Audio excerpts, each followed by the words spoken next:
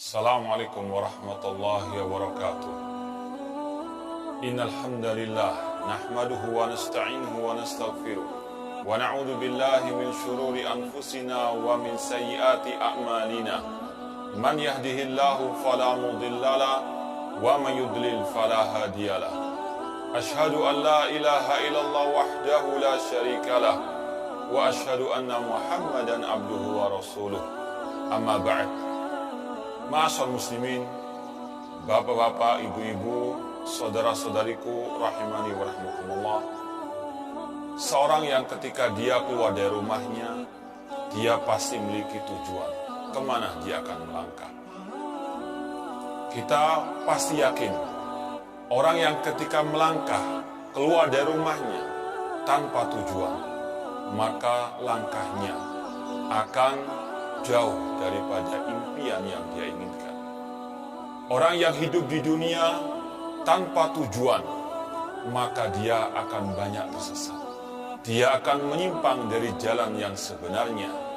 Oleh karena itulah, sungguh sangat amat penting untuk seorang hamba mengetahui kemana tujuan sebenarnya dia hidup ini. Ketika orang itu tahu tujuan hidupnya, maka semua aktivitasnya akan terarah kepada tujuan tersebut. Allah Subhanahu wa taala telah berfirman, "Wa ma khalaqtul jinna wal insa illa liya'budun." Dan tidaklah kuciptakan jin dan manusia kecuali untuk beribadah kepada. Inilah ma'asyar muslimin, tujuan hidup kita yang sebenarnya. Untuk kita menghambakan diri kepada Allah, untuk kita beribadah kepada Allah Subhanahu wa taala. Allah yang menciptakan kita, Allah yang menghidupkan kita. Dan Allah telah mengatakan bahwasanya tujuan Allah menciptakan kita untuk kita beribadah hanya kepada-Nya.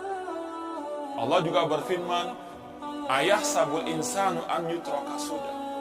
Apakah manusia mengira mereka hidup begitu saja di dunia tanpa ada tujuan yang sebenarnya? Apakah manusia mengira dia hidup di dunia ini sia-sia begitu saja? Tentu jawabannya tidak. Manusia bukan sebagaimana binatang. Hewan, mereka hidup, makan, minum, bekerja, bersenang-senang, melampiaskan syahwatnya, kemudian mati begitu saja. Tidak, manusia lebih mulia daripada itu semuanya. Manusia Allah ciptakan dengan hikmah yang sangat mulia, yaitu untuk beribadah kepada Allah Subhanahu wa taala. Dan dengan rahmat dan kasih sayang Allah Subhanahu wa taala, Allah ketika memberitahukan kepada manusia tujuan hidupnya untuk beribadah kepadanya, Allah pun memberikan rambu-rambu, memberikan aturan kemana dia atau dengan apa dia beribadah kepada Allah Subhanahu wa taala.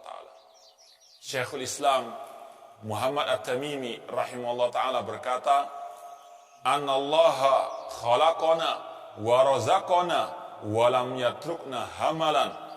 Allah yang menciptakan kita, Allah yang memberikan rezeki kepada kita, namun Allah tidak membiarkan kita begitu saja sia-sia hidup di atas muka bumi ini. Bal arsala ilaina rasulan. Bahkan Allah mengutus kepada kita seorang rasul.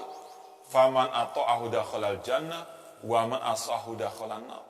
Barang siapa mentaati rasul, maka dia akan masuk surga, dan barang siapa menyelisih rasul, memaksiati rasul, maka dia masuk ke dalam api neraka.